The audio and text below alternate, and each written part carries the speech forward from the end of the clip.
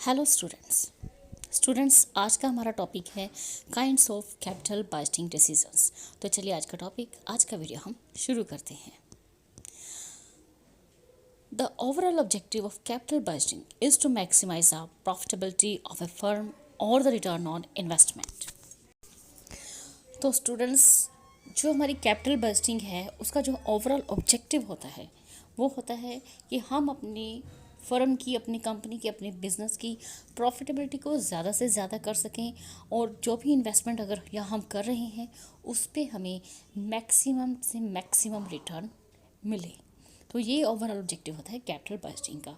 जब भी हम कोई बड़ी इन्वेस्टमेंट करते हैं, बड़ी हो जैसे भी हो इन्वेस्टमेंट हमारी बिजनेस में, हमारा मेन मोटिव यही होता है कि हम उससे ज़्यादा से ज़्यादा प्रॉफिटेबिलिटी अर्न करें, ज़्यादा से ज़्यादा रिटर्न हमें अपनी इन्वेस्टमेंट पर मिले। This objective can be achieved either by increasing the revenues और बाय रिड्यूसिंग द कॉस्ट। तो इस तरह से अगर हमने अपनी फर्म की, अपने बिजनेस की प्रॉफिटेबिलिटी को इंक्रीज़ करना है और ज़्यादा से ज़्यादा रिटर्न लेना है अपनी इन्वेस्टमेंट पे, तो इसके दो ही तरीके हैं। पहला, या तो हम अपनी रेवेन्यूज़ को इंक्रीज़ कर लें और दूसरा अपनी कॉस्ट को कम से कम कर सकें। तो इस तरह से हम अपना कैपिटल बजटिंग का जो हमारा ओवरऑल ऑब्जेक्टिव है to maximise the profitability of firm और रिटर्न ऑन इन्वेस्टमेंट, वो हम इजीली अचीव कर सकते हैं।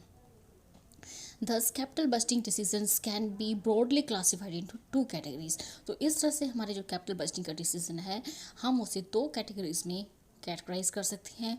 पहला है दोज विच इंक्रीज रेवेन्यू, पहला है जिससे कि हम अपनी रेवेन्यूज इंक्रीज करें, और दूसरा है हमें अपनी कॉस्ट को कम करना होगा। The first category of capital budgeting decisions are expected to increase revenue of the firm through expansion of the production capacity or size of operation by adding a new product line. तो इस तरह से जो capital budgeting की पहली category है उसमें है कि हमें अपना रेवेन्यू इंक्रीज़ करना है। अब क्वेश्चन उठता है कि रेवेन्यू क्या है। जब भी हम अपना प्रोडक्ट सेल करते हैं उससे जो हमारी अर्निंग होती है वही हमारी रिवेन्यू होती है। मींस जो हमारी सेल्स वैल्यू होती है वही हमारी रिवेन्यू होती है। और रिवेन्यू किस तरह से इंक्रीज़ की जा सकती है, या हम अपने बिज़नेस को लार्ज स्केल पे करें, अपने बिज़नेस, अपने प्रोडक्शन कैपेसिटी जितनी हम प्रोडक्शन कर रहे हैं उससे कहीं ज़्यादा एक्सपेंड करें, अपने बिज़नेस को लार्ज स्केल पे करें और कुछ नया अपने बिजनेस में लेके आएँ, कोई नया प्रोडक्शन हम शुरू करें जिससे कि हमारी रेवेन्यू जो है वो ज़्यादा हो। The second category increases the earnings of the firm. और दूसरे मेथड्स में क्या है, हम अपनी फर्म की अर्निंग्स को किस तरह से इंक्रीज कर सकते हैं, by reducing cost and includes decisions relating to replacement of obsolete, outmodel or worn out assets। तो सेकंड कैटेगरी में हमें अपनी अर्निंग्स किस तरह से इंक्रीज़ करनी है, हमें सबसे पहले अपनी कॉस्ट को कम करना होगा और कुछ ऐसे डिसीजंस लेने होंगे जिसमें कि हमारे कोई पुराने प्रोडक्शन के मॉडल्स पड़े हैं, पुरानी मशीनरीज पड़ी हैं, आउटडेटेड हैं, उन्हें हमें निकाल देना चाहिए। ऐसे डिसीजंस लेने चाहिए कि अपनी ओल्ड प्रोडक्शन जो मशीनरी है हमारी उनको रिप्लेस करना चाहिए, उसकी जगह पे हमें न्यू टेक्नोलॉजीज़ अडॉप्ट करनी चाहिए।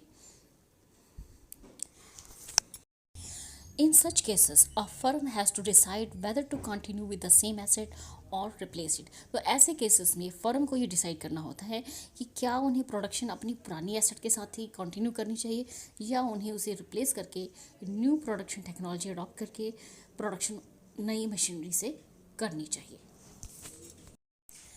Such a decision is taken by the firm by evaluating the benefit from the replacement of the asset in the form of reduction in operating cost and the cost cash outlay needed for the replacement of the assets। तो इस तरह का decision अगर हमने लेना है कि क्या हमें प्रोडक्शन पुरानी एसेट के साथ करनी चाहिए या नई एसेट के साथ करनी चाहिए, तो ये हम किस तरह से करेंगे। हमें इवैल्यूएट करना पड़ेगा कि अगर हम मशीनरी को रिप्लेस करते हैं तो उससे हमें कैसे बेनिफिट्स मिल रहे हैं, क्या हमारी ऑपरेटिंग कॉस्ट कम हो रही है नई प्रोडक्शन मशीनरी से, एंड द कॉस्ट और cash outlay needed for the replacement of the asset. और ये हमें डिसाइड करना होगा कि हमें कितने कैश की ज़रूरत है जिससे कि हम अपनी पुरानी एसेट को रिप्लेस करके नई एसेट मैनेज कर सकें। Both categories of above decisions involve investment in fixed assets. तो ये जो हमारे डिसीजन थे कि अगर हमने अपनी रेवेन्यू इंक्रीज़ करनी है या अपनी कॉस्ट को कम करना है। तो ये जो डिसीज़न है इसमें क्या इन्वॉल्व हो रहा है, इसमें इन्वॉल्व हो रहा है कि हमने इन्वेस्टमेंट करनी है अपनी फिक्स्ड एसेट्स पे। But the basic difference between the two decision, लेकिन इन दोनों ही डिसीजंस में डिफरेंस क्या है? Difference between two decisions lies in the fact that increasing revenue investments decisions are subject to more uncertainty. अगर हम अपनी रेवेन्यू को इंक्रीज करते हैं, करने की कोशिश कर रहे हैं, तो वो काफ़ी अनसर्टेन है। ज़रूरी नहीं कि अगर हम कोशिश कर रहे हैं रेवेन्यू को इंक्रीज़ करने की तो वो डेफिनेटली हो सकती है। कहीं ना कहीं उसमें हमारा रिस्क है, अनसर्टेन है, निश्चित ही नहीं है। बस एक कोशिश है कि हाँ इससे हमारी रेवेन्यू इंक्रीज़ होगी as compare to the cost reducing investment decision. तो कॉस्ट को हम कोशिश कर सकते हैं कि वो कम हो सकती है, लेकिन रेवेन्यू के चांसेस जो हैं बहुत ज़्यादा हैं कि वो श्योर नहीं है कि हमें वो रेवेन्यू इंक्रीज़ होगा या नहीं होगा। Further, in view of the investment proposals under consideration, capital budgeting decision में आल्सो बी क्लासिफाइड एज। लेकिन अगर हम देखें इन्वेस्टमेंट प्रपोजल्स जो भी हमारे कंसिडरेशंस में होते हैं, हम कैपिटल बजटिंग डिसीजंस को एक और अलग तरीके से भी क्लासीफाई कर सकते हैं। वो कौन से तरीके हैं देखते हैं। Number 1, accept reject decisions. Second, mutually exclusive project decisions. Third is capital rationing decisions. Number 1, accept reject decisions. Accept reject decisions relate to independent projects which do not compete with one another. तो students accept reject decisions क्या relate करते हैं? वो relate करते हैं जब आपका कोई भी प्रोजेक्ट इंडिपेंडेंट हो और वो प्रोजेक्ट किसी और प्रोजेक्ट के साथ कंपटीशन में ना हो। मीन्स आपके पास जो प्रोजेक्ट है वो सिर्फ एकमात्र अकेला ही वो ऐसा प्रोजेक्ट है जिसके लिए आपको सिर्फ उसी प्रोजेक्ट को ध्यान में रखते हुए डिसीज़न लेना है, और वो डिसीज़न आपका हाँ में होगा या ना में होगा। मीन्स क्या आपको उस प्रोजेक्ट में काम करना चाहिए या क्या आपको उस प्रोजेक्ट को रिजेक्ट कर देना चाहिए। Such decisions are generally taken on the basis of minimum return on investments. तो जब भी हम ऐसे डिसीजंस लेते हैं तो हम देखते हैं कि हमें उस इन्वेस्टमेंट पे कम से कम एक फिक्स्ड मिनिमम रिटर्न मिलना ही चाहिए। All those proposals which yield a rate of return higher than the minimum required rate of return or the cost of capital are accepted. तो जो भी हमारे पास प्रपोजल्स हैं, अगर वो minimum required rate of return से ज़्यादा हमें रिटर्न दे रहे हैं या कॉस्ट ऑफ कैपिटल उनके ज़्यादा है, तो ऐसे प्रोजेक्ट्स को हम एक्सेप्ट करते हैं। पहले हम एक minimum required rate of return decide करते हैं, उसके बाद हम इवेल्युएट करते हैं कि वो प्रोजेक्ट क्या हमें मिनिमम या उससे ज़्यादा रिटर्न दे रहा है।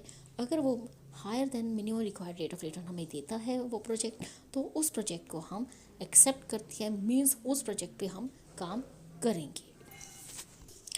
And the rest are rejected. और अगर वो प्रपोजल हमें minimum rate required rate of return नहीं दे रहा तो उस प्रोजेक्ट को हम रिजेक्ट कर देते हैं। अगर हमारी फर्म उस प्रपोजल को एक्सेप्ट करती है जो कि हमें more than minimum required rate of return दे रहा है, तो हमारी फर्म उस प्रपोजल में इन्वेस्ट करेगी। लेकिन अगर हमारी फर्म उस प्रपोजल को रिजेक्ट कर देती है तो फर्म ऐसे प्रोजेक्ट्स में इन्वेस्ट नहीं करेगी।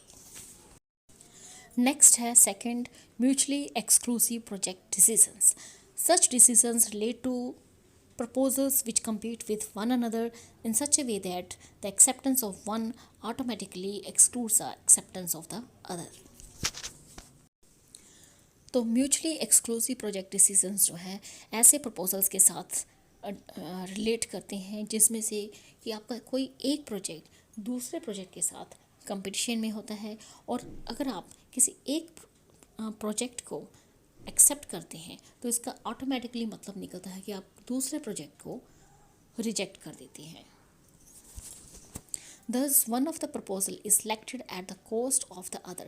तो इस तरह से इसका मतलब ये हुआ कि हम अगर किसी प्रपोजल को सिलेक्ट करते हैं तो वो हम किसी दूसरे प्रोजेक्ट की कॉस्ट पर उसको सिलेक्ट करते हैं। For example, a company may have the option of buying a new machine or a second-hand machine, or taking an old machine on hire, or selecting a machine out of more than one brands available in the market. तो यहाँ पर आप एक example देख सकते हैं जिसमें कि आप देख सकते हैं कि एक कंपनी के पास बहुत सारे ऑप्शंस हैं। अगर उन्होंने कोई प्रोडक्शन मशीनरी खरीदनी है, या तो वो नई मशीन मार्केट से बाय कर लें, या वो सेकेंड हैंड मशीनरी खरीद लें, या वो कोई पुरानी मशीनरी हायर बेसिस पे ले सकते हैं, या वो कोई पर्टिकुलर मशीनरी चूज़ कर लें जितने भी आपके मार्केट में ब्रांड्स उस मशीनरी के अवेलेबल है। तो काफ़ी सारे ऑप्शंस हैं। तो इस तरह से के जो प्रोजेक्ट्स होते हैं हमारे म्यूचुअली एक्सक्लूसिव प्रोजेक्ट डिसीजंस होते हैं, जिसमें आपके पास काफ़ी सारी चॉइसेस होती हैं। और अगर आप एक चॉइस को सिलेक्ट कर लेते हैं, एक प्रपोजल को सिलेक्ट करते हैं, तो ऑटोमेटिकली जो आपके बाकी प्रपोजल्स हैं वो रिजेक्ट हो जाते हैं। तो यहाँ पे आपका जो डिसीजन है काफ़ी कंपटीशन में है। आप नई मशीनरी खरीद सकते हैं, या सेकंड हैंड ले सकते हैं, या आप कोई पुरानी मशीनरी को हायर कर सकते हैं, या आप कोई नई मशीन खरीदना चाहते हैं। जितने भी आपके मार्केट्स में ब्रांड्स अवेलेबल हैं, तो ये ब्रांड्स के बीच में कंपटीशन हो जाता है यहाँ पे। In such a case, the company may select the one best alternative out of the various options by adopting some suitable techniques or methods of capital budgeting. तो ऐसे केसेस में कंपनी एक बेस्ट अल्टरनेटिव को choose करती है amongst various options. हो इस यहाँ पर कंपनी के पास बहुत सारे ऑप्शंस हैं एक मशीनरी को परचेज़ करने के लिए, लेकिन वो एक बेस्ट जो उन्हें सबसे सही मेथड लगता है वो प्रपोजल सेलेक्ट करेगी। और वो किस तरह से डिसाइड करेगी, वो अलग अलग अपनी कैपिटल बजटिंग की टेक्निक को यूज़ करेगी। उसके बाद वो एक बेस्ट अल्टरनेटिव को डिसाइड करती है। Once one alternative is selected, the others are automatically rejected. तो इस तरह से अगर आपका एक अल्टरनेटिव बेस्ट मिल जाता है आपको, तो इसका मतलब है कि आपके जो बाकी के आपके प्रपोजल्स हैं वो ऑटोमेटिकली रिजेक्ट हो जाते हैं। सपोज़ कर लीजिए कि यहाँ पे जो आपने एग्जांपल दी, देखिए अभी आपने कि कंपनी की मशीनरी परचेज़ करना चाहती है, तो कंपनी डायरेक्टली मार्केट में जाके एक अच्छे से ब्रांड्स की अच्छी मशीनरी परचेज़ कर लेती है। तो इसका मतलब ये है कि जो बाकी के उनके प्रपोजल्स थे कि वो सेकेंड हैंड मशीनरी ले या old machinery on hire basis, तो बाकी के जो उनके प्रपोजल्स हैं वो ऑटोमेटिकली रिजेक्ट हो जाते हैं। तो कंपनी डायरेक्टली मार्केट में जाएगी, एक अच्छी मशीनरी बढ़िया ब्रांड की वो परचेज़ कर सकती है। तो ऐसे टाइप्स के जो डिसीज़न होते हैं वो होते हैं हमारे म्यूचुअली एक्सक्लूसिव प्रोजेक्ट डिसीजंस, जिसमें हमें एक सही अल्टरनेटिव को चूज़ करके बाकी के प्रपोजल्स को रिजेक्ट करके सिर्फ एक प्रपोजल को एक्सेप्ट करना होता है। Third is capital rationing decisions. A firm may have several profitable investment proposals but only limited funds to invest.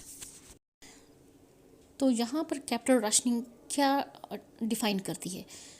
कोई भी फर्म हो उनके पास बहुत सारे प्रॉफिटेबल इन्वेस्टमेंट प्रपोजल्स होते हैं, लेकिन फंड्स की शॉर्टेज हर कंपनी में रहती है, हर बिजनेस में रहती है और हर जगह रहती है। चाहे आपके पास बहुत सारा पैसा ही क्यों ना हो, लेकिन हमें जब भी पैसा इन्वेस्ट करना होता है, रुपया इन्वेस्ट करना होता है, तो बड़े ही केयरफुली इन्वेस्ट करना होता है, क्योंकि अगर आपने पैसा इन्वेस्ट कर दिया वो आपके लिए कई बार बहुत रिस्की हो जाता है। तो कैपिटल राशनिंग के अंडर हमारे पास बहुत सारे इन्वेस्टमेंट प्रपोजल्स होते हैं जो आपस में एक कंपटीशन में होते हैं, और हमारे पास जो बिज़नेस में रुपया होता है वो काफ़ी लिमिटेड होता है, कम होता है। तो उस हिसाब से हमें अपना जो फंड है वो प्रपोजल्स जो है हमारे पास जो प्रपोजल्स हैं, the firm has to ration them. तो फर्म को उन्हें राशन करना पड़ता है। मीन्स किस प्रपोजल की प्रायोरिटी कितनी ज़्यादा है।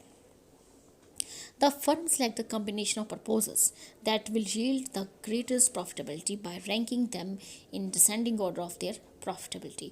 तो यहाँ पर फर्म को क्या करना पड़ता है, कुछ प्रपोजल्स का कम्बिनेशन बनाना होता है कि जो ऐसे प्रपोजल्स को ऊपर रखना होता है जो हमें ज़्यादा से ज़्यादा प्रॉफिटेबिलिटी देते हैं, और उन्हें हमें अरेंज करना होता है डिसेंडिंग ऑर्डर्स में। मींस वो वाले प्रपोजल्स हम टॉप में रखेंगे जो हमें ज़्यादा से ज़्यादा प्रॉफिटेबिलिटी देंगे। जिस प्रपोजल की प्रॉफिटेबिलिटी ज़्यादा होगी हम उसे सबसे ऊपर रखेंगे, जिसकी थोड़ी सी कम होगी उसे डाउन रखेंगे, जिसकी और कम होगी हम उसे उस हिसाब से रखेंगे। तो यहाँ पे हम उन्हें प्रॉफिटेबिलिटी के हिसाब से डिसेंडिंग ऑर्डर में अरेंज कर देते हैं। मीन्स जिसके हाईएस्ट सबसे ज़्यादा है, हाईएस्ट सबसे ऊपर रहेगा और लोएस्ट सबसे नीचे रहेगा। तो इस तरह से हम कुछ अरेंज करेंगे और सिलेक्ट करेंगे कि हमें किन प्रोजेक्ट्स पे इन्वेस्ट करना होगा। तो कैपिटल राशनिंग डिसीजंस का जो टॉपिक है, इसके लिए पर्टिकुलरली मैंने एक वीडियो बनाया हुआ है, आप मेरे चैनल पर चेक कर सकते हैं। तो स्टूडेंट्स, ये था हमारा आज का टॉपिक। इस वीडियो में इतना ही। अगर आप हमारे चैनल पर नए हैं तो प्लीज़ हमारे चैनल को सब्सक्राइब कीजिए और साथ ही हमारे वीडियो को ज़्यादा से ज़्यादा लाइक, शेयर एंड कमेंट कीजिए। Thank you, thanks for watching.